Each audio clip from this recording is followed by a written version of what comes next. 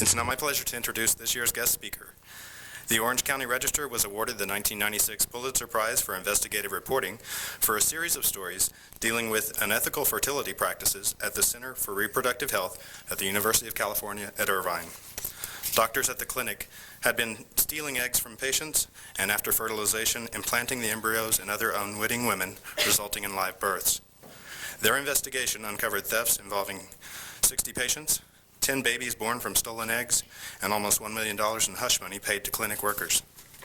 The case resulted in new guidelines from the American Medical Association and the American Society for Reproductive Medicine. Susan Kelleher, who broke the story, has served as a medical and healthcare reporter for the Register since 1990. She came to the paper from the Washington Post, where she was a news researcher in the Rocky Mountain Bureau in Denver. The University of Colorado at Boulder graduate was credited as being the heart of the story by John Dussard, topic editor for Science, Government, and Medicine at the Register. Without her, there was no story, he said. Ladies and gentlemen, please join me in welcoming our distinguished speaker, Susan Kelleher.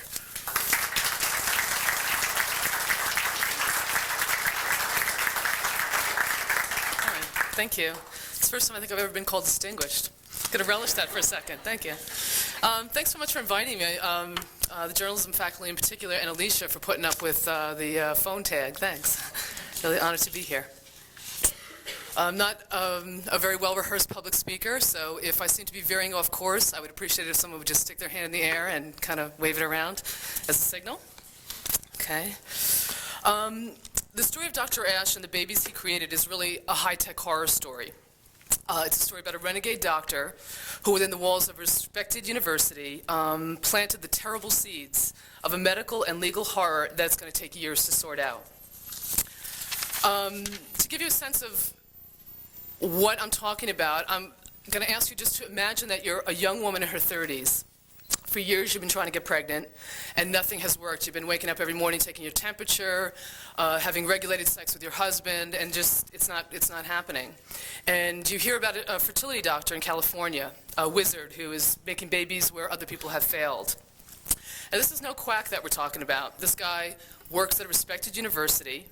He's published in top medical journals. You may have seen him on CBS, NBC. Your doctor, you ask your doctor for a referral. His name comes to mind first thing. So you and your husband scrape together about $15,000 and head off to his clinic. Some people borrowed, mortgaged their homes, put it on their credit cards. It was a lot of money, but this guy's worth it. He's so good that some patients who call his office don't even call him by name anymore. They just call and ask for God. Well, you go into God's office, and he's just incredibly charming, just in a charming, suave, caring, and he promises you when no one else has promised you, he will get you pregnant. And pretty soon, you're following his regimen. You're injecting yourself daily with these powerful hormones. They're very expensive. They're designed to stimulate your ovaries into producing a lot of eggs.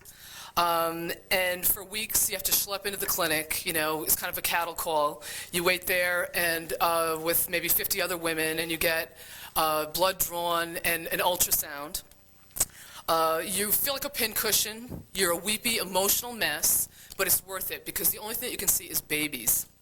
And finally, 3 weeks later, the time comes. The eggs can be extracted now. So you go to surgery to have them removed. In an operating room with the Gypsy Kings playing in the background, God takes a needle and drains off the fluid and the eggs from the ovarian follicles. He takes them to a biologist, or actually the nurse takes them to a biologist in an adjoining lab, and she cleans them up, counts them, grades them for quality, and then puts 4 in a little catheter with your husband's sperm and hands them back to the doctor. And the doctor then goes in, puts them into your fallopian tubes, and you get wheeled out of the room, and hopefully in a couple weeks, you'll find out if you're pregnant. You hope for the best, but then you find out, no baby, and you're going to try again. Meantime, any unused eggs, you've already signed a consent form asking that they be, inseminated with your husband's sperm and then frozen as embryos for later tries. What you didn't know is that when you were laying in the operating room table under anesthesia, God went in and told the biologist to take 5 of your eggs and give them to somebody else. Mrs. Z, let's say. Now, Mrs. Z is a menopausal woman. She has, she's 45. She has no eggs of her own, and she needs donor eggs.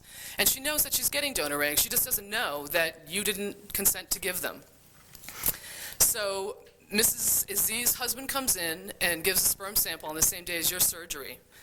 That sperm is then inseminated with your eggs. Your eggs are then inseminated with that sperm, and the resulting embryos are implanted in Mrs. Z. And Mrs. Z goes on to have twins, lovely, beautiful little boy and girl. And there they all live, within a half a mile of each other, completely unsuspecting, unknowing of anything, until 6 years later when a newspaper reporter knocks on their door and tells the woman who became the donor, hey, guess what, you're a mother. This is kind of what happened. And this was the most mind-blowing thing that me, or pretty much anybody else at the paper, had ever heard about. I first got wind of the story in January of '95. I had gotten a tip probably about 2 months earlier that there was some financial shenanigans going on at the University of California, Irvine. And so I was looking into that, and one of the sources for that story leaned over to me at the end of one of these sessions of going through like these tons of documents. And she says, would you be interested if there was kind of an egg switch going on there? And I was like, what? And she goes, would you be interested? And I said, well, what do you mean? And she said, well, I think that a woman got somebody else's eggs, and the woman whose eggs were taken didn't know it. And I was like, absolutely. A couple of years before that, I had covered a surrogacy trial that would dragged on for a year. California has absolutely no law about who is a mother. I mean, who would think to have a law? The woman who gives birth is the mother, right? Well, no, not in the current age of technology. You can be a mother without giving birth. And so I realized that even if it was a mistake, which at that time, we thought it was possibly a mistake and possibly deliberate, but either way, it was definitely a major story. And so I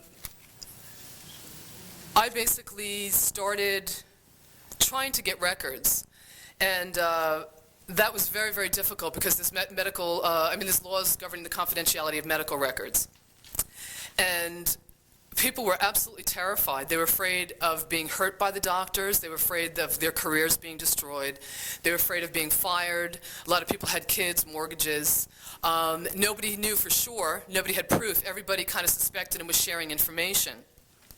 So over a period of about 3 months, I managed to get the records that documented one transfer, like dead bang. The only thing that we needed to do was call the patient, because there's no way of knowing whether the patient was in the operating room and the doctor said, oh, by the way, do you mind if we take a couple of your eggs? She could have given verbal consent.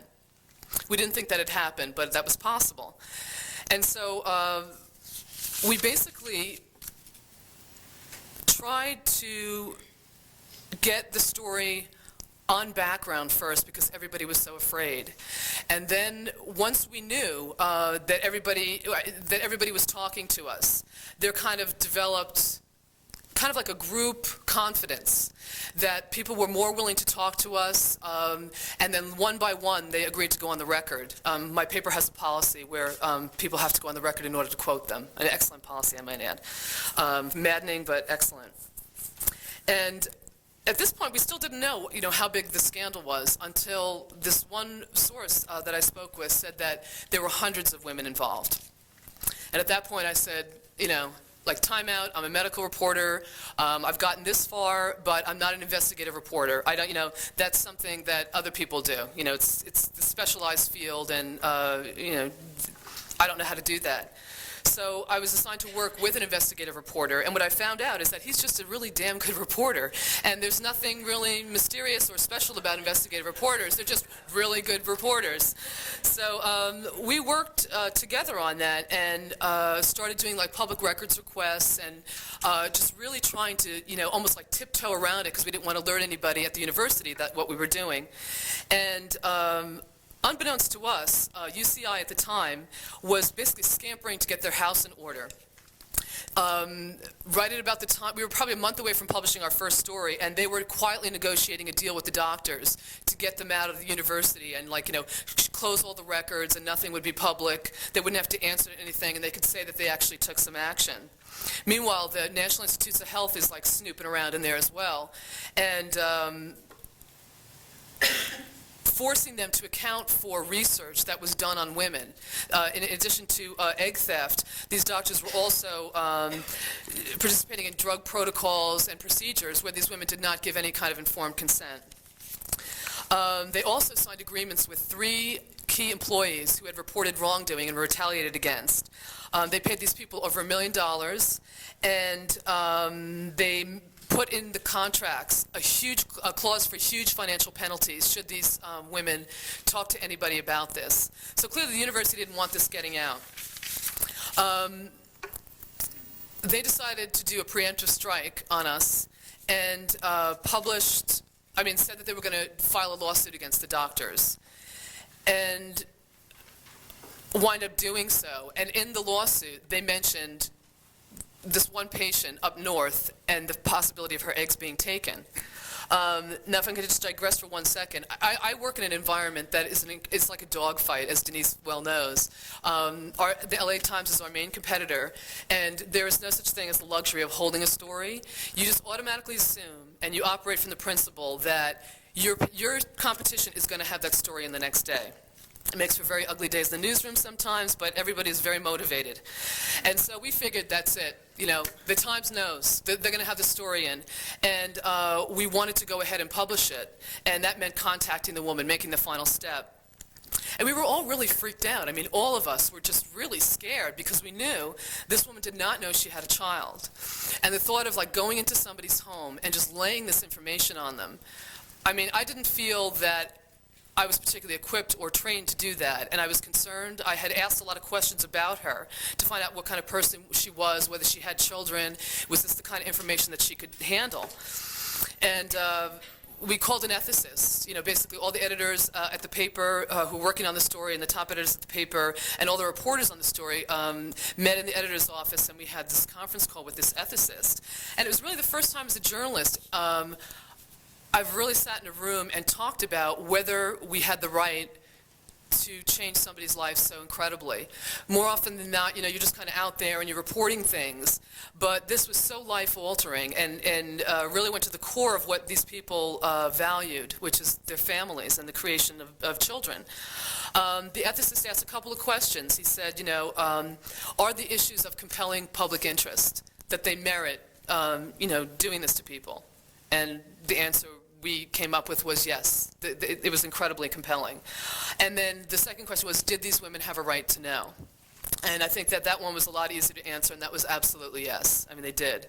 And then it was, well, who has the right to know? Does the recipient have the right to know who the donor is, and vice versa? The ethicist said yes, and we said no. We said that we would give the medical records to each person that we had, and we would redact them. We would black out the names of all the other patients on there, just so that everybody would be protected. All right, it was all systems go, and that night at 11:30, as had been the practice, I made it a habit of giving out my home phone number to everybody on this story.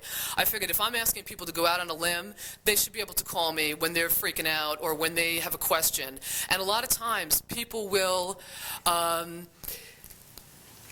collect their thoughts at night. The fears come up at night, or maybe they've been talking the day, and sometimes they feel bold at night. I got my best information at night, because people were just they talk about it during the day, and then it's like, damn it, I've had it with that guy. He can't do this to people, or whatever. This story's never going to get it. Let's do it. And then they would call, and one guy, I was a little annoyed. He had the habit of calling at 3 o'clock from a pay phone. I think he got into a little bit of the drama of it. I was kind of slightly resentful of him, but, you got to take them all.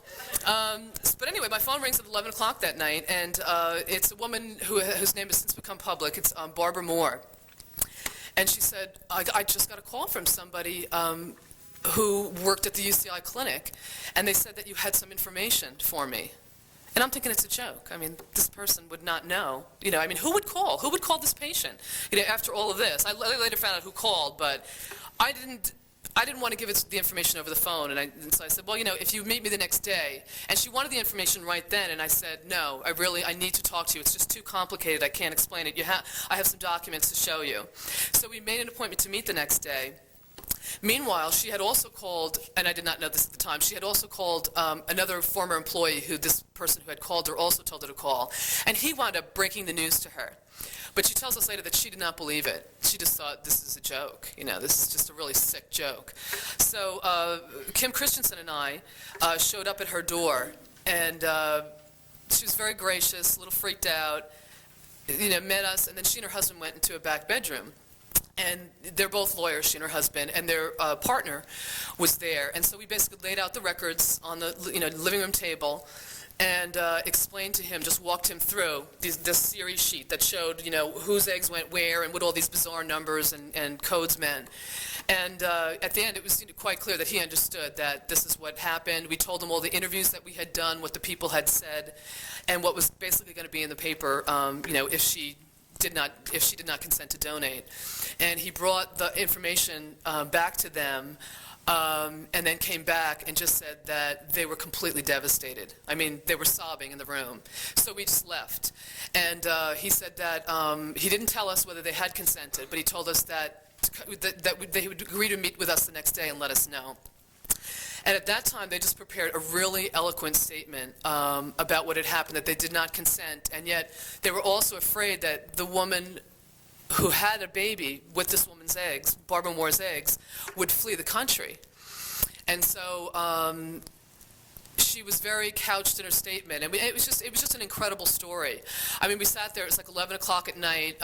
We had a lawyer going over it. And I think that every single one of us in the newsroom was, again, I keep saying the word freaked out. It was shocking. It was shocking that we were going to run a headline that said fertility fraud and that it was not going to have a question mark on the end of it. I mean, something bad had happened, and we had documented it. And I was very proud of my editors later when I learned that there was a discussion with a lot of the lawyers who had been looking at the stories, and they said, "You are nuts. I can't believe you're going to run this. Do you realize the exposure? Do you realize what this could do? This guy is like, he's a multimillionaire. The clinic was making money, UCI, all these people could sue us. You're crazy, don't touch it." And the Ken Brusick, our editor, said, "No, you're wrong. You're all wrong. We're going to run the story." And he said later, because I said, "What, are you crazy?" He said later, he goes, "You guys, I had just watched you work. I had seen the documentation, and I was absolutely convinced that you had done your homework and that you had the thing dead bang." And so after that, the next logical step was to go to the recipient, the woman who had gotten the eggs and who now had a kid.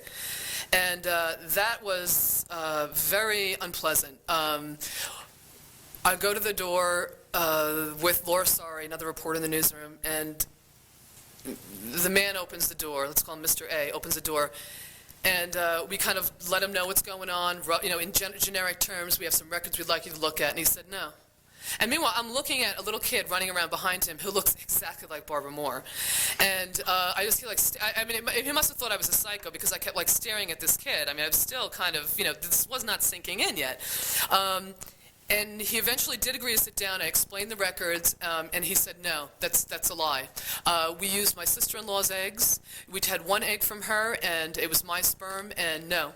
Bullshit, bullshit, bullshit, bullshit." And I said, "Okay, sir, thank you very much." I mean, we didn't push it. We didn't do anything. We just left. And he was very agitated, understandably. After that, we tried to find more patients, and meanwhile, we were writing this stuff about UCI and the whistleblowers, and UCI did everything that every public relations firm tells you not to do. Just recently, I came across documents from a lawyer saying, reassuring somebody, this is actually just last week, I had a great laugh, "Don't worry about it, we're spoon-feeding them." It's like, oh, great thing to do in a crisis, I thank them for the Pulitzer from the bottom of my heart, because they kept that story alive for a year. It was beautiful. And so then, things were kind of slowing down. We had done a lot of stories talking about, UCI and the various issues involved. And then a source, then anonymously in the mail came a list listing every patient-to-patient transfer that Dr. Ash had done at UCI from 1986 on. You want to talk about manna from heaven. I had been begging for this list for a long time, and I used something that I had developed in a previous story when I was trying to get some documents on a kind of a psycho anesthesiologist. And everybody had this thing, and everybody knew that he was bad, but nobody wanted to go out on a limb and give me the records because these were like top secret. You don't mess with doctors' careers. I mean, this is what you'll get again and again. But I just called up 6 people who I had never met in the anesthesiologist department at this hospital, and I said, you know what, I'm calling 6 people in your anesthesiologist department. I'm looking for this report. If you send it to me, I will have no way of knowing it's you. So the next day, I had the report on my desk. I mean, it was beautiful. And so what I realize now is, like, a lot of people will share records with you if they know that they can't be traced back to them. And then, of course, then you have to take the record and verify it. You can't just run with it. But in this case, I took this patient-to-patient list back to the biologist, who is a resident of San Antonio. In fact, Dr. Ash worked here for a number of years in the 80s. In fact, became famous here. And she confirmed that, in fact, that list was prepared at the request of Dr. Ash and Dr. Balmaceda, that it did list every patient-to-patient transfer. She did not see the consent form, so she had no way of knowing whether these people had consented to the transfers or not. So we didn't know if this was a complete list of, 200 people who were involved in unconsented transfers. So again, we had to find them, and we had to contact them and ask them, did you consent to donate your eggs? And to do that, I don't know if you guys have ever heard of anything called phone disc. It's like God's gift to journalists. It's on a CD, and you can look up. It's got thousands and thousands of phone numbers all over the country, and it's really simple and it's really cheap. There's also, God, I haven't used it. Michelle uses it. It's a new thing on the web, and I can't think of the name of it. Oh, forgive me. And then we have a computer guy who is just a wizard, and he accesses a lot of databases, just really obscure, like Social Security kinds of things, and military records, just trying to find these people who literally came from all over the world to this clinic. So over a period of, I'm guessing it took us about a month and a half to reach our limit, which was 70 people. The university had acknowledged, well, yeah, 35 people were involved in transfers, but they wouldn't say that the problem was any bigger than that, even though we knew it was. So we said, okay, we have a front page story if we can say double. It was really kind of arbitrary, but something that would have punch instead of 15 more or 10 more. The problem is twice as large as the university has admitted. So we finally did publish that story, and shockingly enough, and I know that you'll all be surprised when I tell you this, the attorney who was handling the legal actions for the university suddenly discovered that list in his possession. And they had, in our story, criticized us, and we quoted them, as saying, well, we'd be happy to contact these patients and let them know if the register would give us the list. The register is withholding information, and these patients are not knowing about their eggs because the register won't share the list. Well, their own attorney had it, so that was just a great story. I love that story. I was talking about it. It's just a great story. But anyway, the university is still scrambling. There's more than 50 lawsuits now by former patients. Some of them are, human nature is really revealed in a situation like this because there's some people, a lot of incompetent lawyers who have filed suit, people who are just scared and can't get information from the university. And then there are people who, there's one woman in particular whose eggs went to 5 different women, and there are 4 children, all over the country. I know, and you start hearing stories. When I talk to you, this is kind of like the dry side of it. And even if we were the stories that I've just described, if I were to write those in strictly clinical terms, using things about medicine, a technical description of the medicine, and even how the transfer occurred, the thing that freaks me out and still gives me chills every time I talk about this story is when I put a face on it. Not only the face of the clinic workers, the people who had the guts to stand up and, basically expose this guy, but also the people whose lives were affected, people whose eggs were taken. I still think of this one couple. He was a University of Nebraska football player. who was paraplegic. He was injured in a football accident. No, I'm sorry, he was quadriplegic, but he had regained some movement back. And his wife was this really vivacious, wonderful woman. They had met, 6 years when he was out of college. It was this great love story, and his whole family came from like this generation of football players.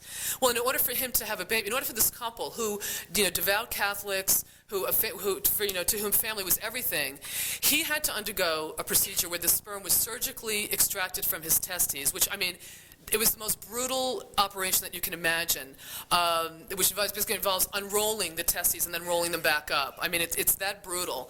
And then she had to undergo the whole thing with the stimulation with the drugs.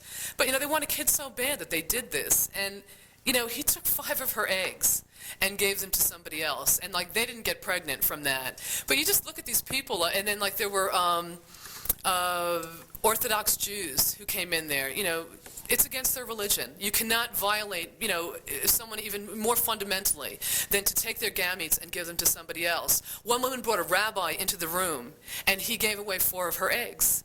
It's just like, you just look again and again at the people involved.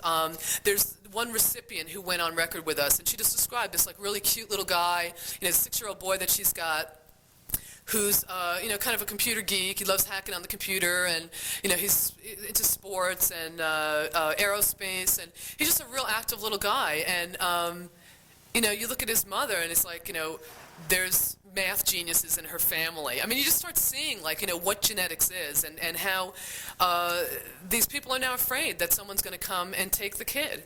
And, in fact, there has been one suit that's been public. A lot of the custody stuff is private, where a woman, from a large Filipino family, the family, it sounds very dysfunctional. She has been barren, that's her term, for her whole life. She's been trying to get pregnant for 14 years. Her sister will say to her repeatedly, when you die, there's going to be no one to carry your coffin. How does it feel to be alone? She really is marginalized in the family because she has no children. And her husband is not really a man to his family because they have no kids. And she was horrified and absolutely ecstatic that she had children. She couldn't believe it. And she found out the name. Her attorney had told her the name of the people who received the eggs. And she went and started staking out their house. She started watching these kids as they played, and then followed them to school. And it was like every mother's nightmare. She had photographs taken from here to here of the kids getting in the bus. And you tell the recipient that. That woman just went white, and she just didn't want these people anywhere near her. And yet, these people had filed a lawsuit saying, we want blood tests. If those are our kids, we want them back. If they're ours, it's my husband's sperm and my eggs, I want them. I don't care if you raise them for 6 years. Thank you very much for taking custody of them during that time. Now I'd like them back. She said, but if it's just my egg, then I want shared custody. Maybe they can spend summers with me, or when they're 16, come to live with me in Hawaii. And you just talk about situations like this where telling the human side of the story beyond kind of the violations that occurred is really what gets people's attention and really brings out the full horror of what happened there. And it's really the story, and it's hard to get, but I can tell you right now, it is absolutely worth it. I'm happy to say that the clinic is closed. Dr. Ash is living in Mexico City, along with his partner. He fled the country. Dr. Balmaceda is in Chile. Dr. Stone, the third partner, was just recently arrested, I guess it was last Thursday, on mail fraud counts. Federal indictment. This is tax evasion, mail fraud. Further indictments are expected. The fertility industry has definitely taken notice. They're calling for more self-regulation and even an outside regulator. They're also talking about ethics a lot, because Dr. Ash was one of the prominent spokespeople on ethics. And in fact, if you look at Dr. Ash's lectures, his lectures on fertility ethics basically are a blueprint to every crime that was committed in that lab. So, people who seem credible sometimes have things to hide. I guess that's it. So if there's any questions, I can take them. I don't know. Mm-hmm. Yeah. Do you know the names of any of the other doctors who are under investigation? Yeah, the three doctors at the University of California, formerly of the University of California, Irvine, are Jose Balmaceda, who's in Chile right now, and Sergio Stone, who has just been arrested. He's in jail right now, unless he did post his $3 million bail. And then, What about the two doctors that work with Dr. Stone, Billy Yee and Jeremy? yeah, no, they have not been implicated at all. It basically is confined. Most of the transfers that occurred when the doctors were working at the clinic at Garden Grove. It was the UCI AMI Garden Grove Clinic. And I would say more than half of the unauthorized transfers occurred to women who were treated there. So Yee's association with them came later. I think it was after they moved to UCI, and then they started doing some practice up at Long Beach. And I believe it was Dr. Stone who did most of his work up at Long Beach. Dr. Ash did most of his work at UCI, and Dr. Balmaceda down in Saddleback Hospital, yeah. One other question. Have all of the women on the list been notified? No, they have not. They have not been notified. People have called into me, and I have tried to protect their confidentiality. If somebody calls into me and says, am I on the list? I say, give me your birth date, and what state are you in? And then I'll call up the DMV and double check it, including a middle initial.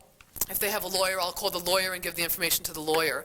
But I also say to them, you're not on this list. This list is basically a compilation of information that was provided to the biologist by the doctor.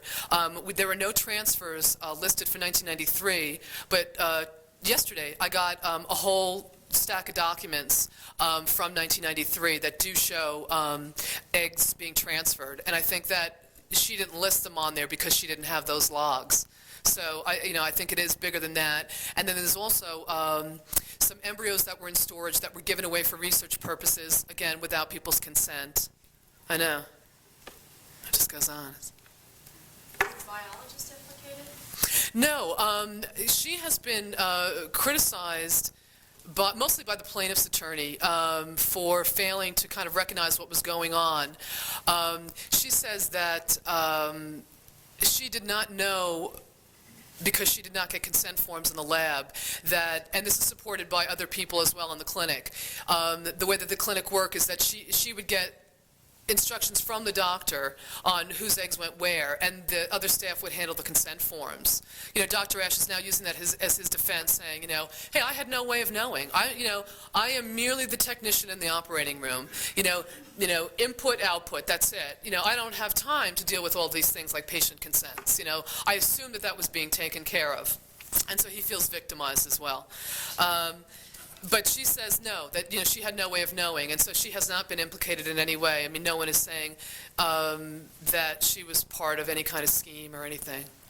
Yeah, and in fact, I mean, it's really funny because, especially when you do a story for over a year, you really come to like people. And I found that was really the hardest thing because, you still have to do your job. People have always told me and especially when I was starting out as a journalist, you don't get attached, it's this whole objectivity thing. I think you get attached to people and still be objective. It's just a lot harder to do your job. And I think that this story has kind of showed me that because a lot of the people that I really came to like personally, in fact, Dr. Stone is a wonderful guy. You chat with him in the hall during the depositions. Next thing you know, I'm looking at him in federal court, and he's got, this chain around his, waist, and I'm like, hi, and he's winking at me, and I'm like, oh, and it's kind of you're there, but you're not there. And then I find myself I'm sitting, there's, Dr. Ash's lawyer is on my left, and the lead plaintiff attorney is on my right, and the federal investigators are in front of me, and the UCI is behind me, and I'm like, hey, how's it all going? You're friends with everybody. It's a really unique position to be in. And it's so, because you don't take sides, you come to like people. But a lot of times, it just gets really hard to write about them after a while. Like I said, that one was a killer, as Denise knows, because I was here when that happened. I agonized. Yeah. Did none of the women that were impregnated with other women's eggs ever come back to the clinic with suspicions? I mean, if the child had a blood test and they weren't the same blood type, didn't that make them kind of suspicious? No, because the women who got the eggs were women who did not have their own eggs, so they knew that donor eggs were coming to them. Yeah, that's an excellent question. I should have clarified that. the doctors also had a legitimate donor program out of another clinic that they ran, where they would recruit, and in fact, you guys have probably run the ads in your paper, college-age women who are willing to become egg donors for a price, usually like, $2,500. A great story if you guys haven't done it. They run these ads, but what a lot of people don't tell you is that a lot of the drugs are, that nobody knows the long-term effects. They may be carcinogenic. No one knows what they will do to the woman's future reproduction. If somebody takes the drugs when they're 19 or 20, what happens if they want to go have a baby at 30? Nobody knows. There's a lot of questions. So these women who received the eggs knew that they were getting donor eggs. They may have thought they were getting it from a college-level woman or whatever, college-age woman, or somebody who had just answered the ad and who had good eggs. Because they didn't. Yeah. You had mentioned earlier that they're also involved in some drug protocols. Right. Questions, were any of those drugs hormonal type drugs for fertilization? Yes, they were. There was one. It was less the drugs that they were.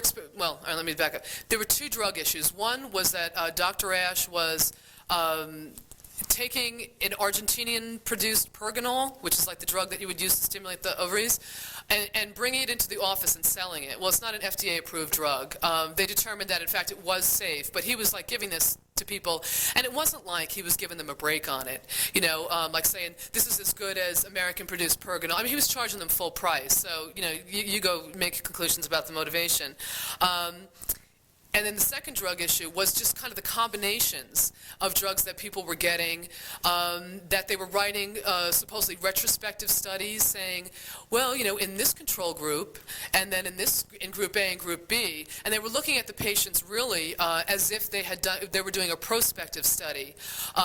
They had this thing that they called the bomb, where if a woman wasn't responding, they just put her on massive amounts of fertility drugs. And so these are things that the Internal Review Board, the Human Subjects Committee that's at every university where there's research done on human beings, also a source of great stories, they said that the doctors should have, in fact, had that approved. And some of it was like, the doctor said, well, nobody was hurt. And they were really upset because that was the first story that we did write was about the research, because that's what we thought the lawsuit was going to be about. And we didn't want to tip our hand to the Times because we weren't ready to run the egg story yet. And they go, well, nobody was hurt. And then we started looking at the things that they were saying that nobody was hurt. It's like some women underwent surgery when they didn't have to. Like it was like kind of like a randomized assignment, to the gift procedure where, they cut you open and stick the egg and sperm in your fallopian tube. So it's like, oh, no one was hurt? Yeah, like, oh, yeah, I have a Saturday off. I would love to just be cut open. You know what I mean? So you kind of look at those things, and that's, when you talk about violations like that. You said someone originally asked you if you'd be interested if there were eggs that were being switched. Mm-hmm. Is that someone from the clinic?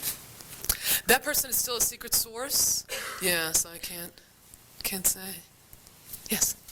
How many licenses has the MA of the American Medical Association revoked? And also, have they published any journals concerning this story? Oh, that's interesting. There have been no license revocations because the State Medical Board is working with the federal task force that's been investigating these guys for a year. And so, if the indictments come down and they're criminally convicted, then they'll lose their licenses. We had flagged him. We had followed Dr. Ash to Mexico City and got him in trouble down there a little bit by showing that he was treating people and he had no, approval from the Mexican government to do that. Now he says that he's just doing research down there and trying to perfect things. But, yeah, they've issued, they've invited, Fertility and Sterility is the main journal, or one of the main journals for the fertility specialists. And they invited Gary Ellis, who's the head of the Federal Office for Protection of Research Risk, the people who protect human beings, to write a column on that. And there've been some ethical discussions. Ironically, UCI, for reasons still unknown to me, decided that they were going to get out in front and be the people, that put forward a moral voice. And so they held a conference on the ethics of reproduction, which, basically just got them crucified. Not only people just went insane that this, institution who had sat by, idly for 3 years while women were being violated, would then have the audacity to hold a conference on, reproductive ethics. People were very, very upset. So that's really the only thing that the industry's done so far. Also, has anybody in Washington contacted you to go before the Senate hearings, for regulations? Is anyone working on this? Yeah, there's actually some federal legislation that's never been funded that would provide a little bit more oversight of the clinics. So that's going to they're saying that now that they will fund that. And then they're talking about kind of a regulatory agency. This is mostly the industry, but working with government to see who would set the standards and the regulations for this industry. In California, there's also a bill to make it a crime to steal eggs, because right now there's, I guess, a statute that addresses that, or gametes, or whatever you want to call it. Yeah. I have another question. You mentioned informed consent. When people are in a research program like that and have to give informed consent for these drug protocols, is there no pharmacist that reviews that on any kind of quarterly basis or anything?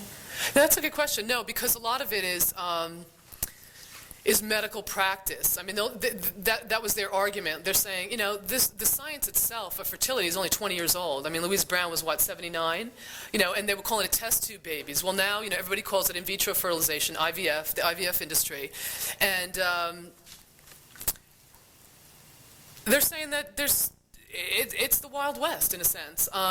We don't know what works. There's new drugs coming out all the time, and unless we actually use it in clinical applications, then we don't know what works, and it'll be different for every woman. So we need to have that freedom, the whole art of medicine argument, which, in ethical practitioners, yeah, that's absolutely true. But, yeah, there's certain protocols, certain drugs that, have to have FDA approval in order to use them, unless you have specific permission from the university board to go ahead and do experiments. And then in that case, the people don't get charged for the treatment. There's really rigid rules that you have to follow. And so that would kind of delineate what is experimental and what is clinical. But you were saying there was massive doses of the Right. hormones, which have been around for, a little while. Right. That pharmacists, when there's a drug that goes on for a long period of time in any kind of a funded program, generally come in and do a review where they see, should you be on this drug for this long? Right. Yeah. Nobody was doing that. And in fact, the drugs were being sold, and this was the sticking point, because the pharmacy, I think it was in '92 or something, they got upset because they always dispensed the drugs. And it's like, hey, what's going on here? Why does this group get to sell the drugs out of their office? And it was like, hey, it's specialized, they need to control it, it's really patient interactive, it's better that these guys do it. So they got kind of an exemption in that way. And then they were also hooked up, they would tell their patients to go to a pharmacy in Mexico where it was cheaper. So a lot of, and a lot of people do that for drugs in California anyway. They'll go down and save, sometimes considerable money by going to Mexico to get drugs. Yeah. What's happened to the rights of the children? That's a really good question. California law does not address that at all. These people, these kids now were born into uncertain parentage. They have two mothers, and then the question: do they have two fathers? What is a legal father? Well, the law always in California says that if there's a question of paternity, you do a blood test. Genetics rules, okay? Because there's only one father, and that's the way to tell. Well, there's nothing that addresses motherhood. Nothing at all. So these kids really do, they do clearly have two mothers. Legal standing, do they legally have two mothers? No, because the question has been taken up once, and that was in the surrogacy case that I covered in 1990. But even then, it was a surrogate who had received an embryo created from this couple's genetic material, and in the 7th month of pregnancy, she decided to sue for custody. And the court ruled in that instance that, the kid did have two mothers, that this woman did have standing to bring the suit, but really skirted the question of declaring her legal mother by saying that she signed a contract to give birth to this kid for this couple, and therefore it was really a contract issue as opposed to a paternity issue. So the judge kind of skirted around that one, and then made a very pointed call to the legislature to please clarify this. He said clearly science is way ahead of the law in this case, and we need to do something. And that was 6 years ago, and nothing has changed. But I think that with Senator Hayden and a couple of other senators who have dealt with this issue now, they realize that law does need to be clarified. Yeah, but the kids, what are their rights? Who knows? Really, who knows? It's got to go through the courts, and then we'll find out. What's the age of the oldest child? Let's see, it would be in 1986, so what, about 10, yeah. Well, I mean, interestingly enough, I mean, he did transfers here using donor eggs as well. I don't know anything about the program here, but I'd be really interested to read about it. Yeah. You said that the list that you got had information on transfers from 1986 until when? 1994. Yeah, the biologist quit in September.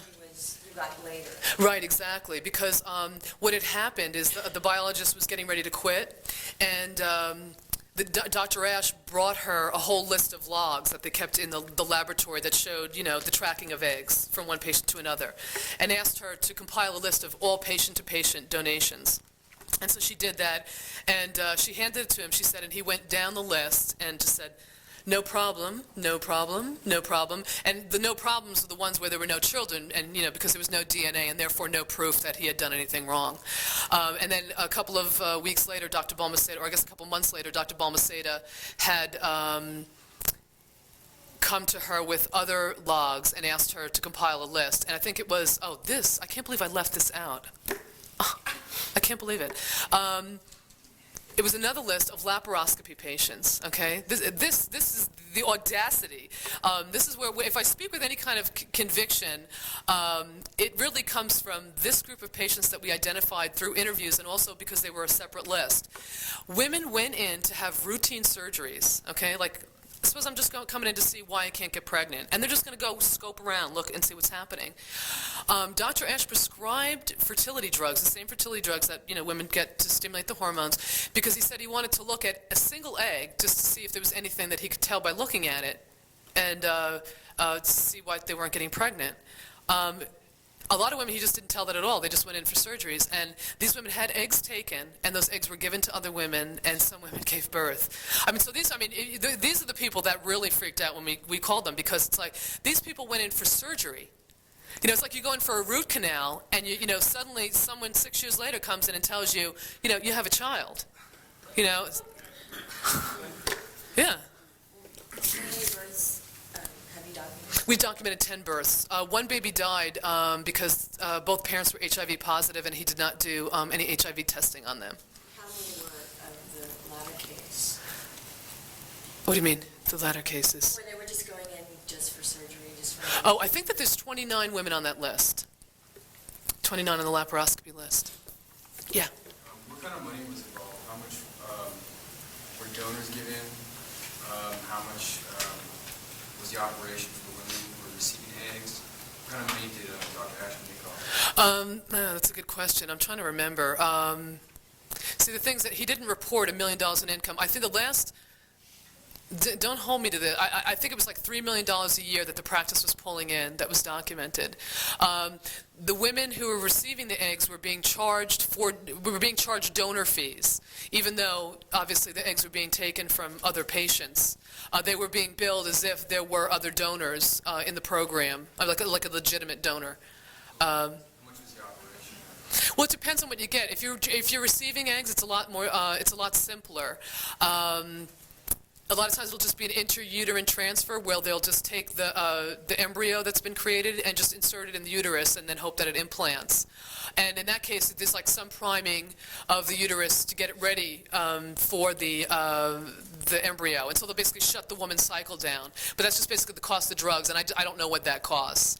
But if the woman goes and the embryo is implanted in her fallopian tube, you know, and the statistics show that there's a better implantation rate. Again, I have to qualify everything because it depends on the lab. Then that will be a surgical fee as well, and it'd be like $3,000. You make it sound like he actually was running this as his own private practice. Right. Did that raise any questions, either legal or ethical, as to a doctor actually doing that under the guise of a university environment? Yeah, that's come up a lot, actually. Mostly, I think the legislature and now the university, which is battling with him over whether to pay his legal fees. I mean, he's up in the six figures. I think his legal fees last time we wrote about it was about 2 months ago, $700,000. I mean, it's just like, the cash register is ringing. And the university doesn't want to pay his bills. They said, you were running a private practice, and you did this deliberately, and we're just not going to pay.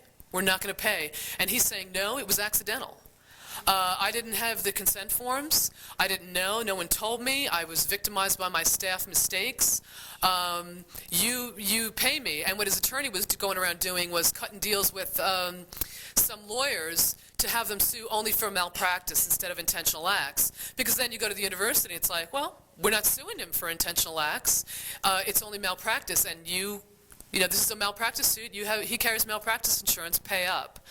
So yeah, I mean that whole agreement that they signed with him is a disaster, and it's brought into question a lot of the other agreements that the university has signed with some private physicians. And we've since had stories where, like, some guy was hired for $3 million and performs 5 surgeries a month. I mean, the guy just cost the university a fortune. It's a really ambitious university. They want it to be the Harvard of the West, and what they did is just cut a lot of bad deals. No more questions. Okay. So not all of the eggs that were taken were fertilized? That's correct. Fertilized and fertilized eggs? Right. Well, So some of these kids could actually be the children of the couple that was trying to have a child, and some could be a mix of the two. Like it could be the other woman's husband's sperm. Yes. And in fact, Terry Orr, the biologist, said that in almost every case that she recalls, that it was the recipient's husband's sperm that was used. So, was that clear? Okay. Yeah, so basically, you're talking about someone who, their mother is from one couple and the father is from another couple. Yeah, that's what she recalls from all of them. Yeah. Yes, I'd like to know if the National Organization for Women came forward to help these women, because obviously their rights were violated. And when you really look at this, it's just the flip side of the coin of the pro-choice. Right. Oh, you're so right. You're absolutely right. Themselves at all. I'm really, curious morally where they stood. Right. That is such a fascinating area that has not been touched. We really haven't done very much on it. We've talked a lot about it in the office. It was actually me and this one editor, because, we were both really interested in that issue. I mean, because you're talking about even the anti-abortion groups, you would think would be very, very interested in what's going on at these fertility clinics. I mean, they have all of these embryos that in storage, like UCI alone, there's 5,000 embryos, and sometimes people just forget about them. There's this huge problem in England where they have like this backlog of all these embryos that people have created, but you don't want to kill them because they're your kids and you just paid so much money to create them. And so people just don't, they're in this denial thing. Like maybe they've had 3 kids from IVF and they have like 5 more embryos. And so like, well, let's just leave them there. And so they have an automatic law where after 10 years they're destroyed. Now, if you believe that life begins at conception, well, there's a whole bunch of lives out there hanging in frozen limbo. I mean, that's really what it amounts to. And the right, to procreate and what is a life. I mean, it's that whole issue opens up, which is why a lot of people don't like to talk about it. I mean, frankly, it's just, it raises some of the more contentious issues in our society. Fascinating. We Oh, all night. I know. Thanks.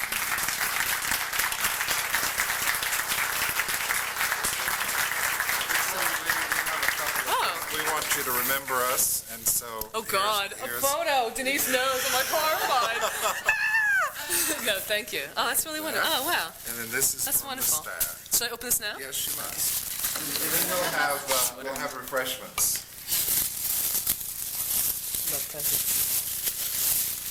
Oh, yay. Oh, wow. Very cool. Read what it says on it. Lecture, May 2nd, 1996, at San Antonio College. Terrific. Thank you. Thank you very much. Drinks on me. I'm serious. Where are we going?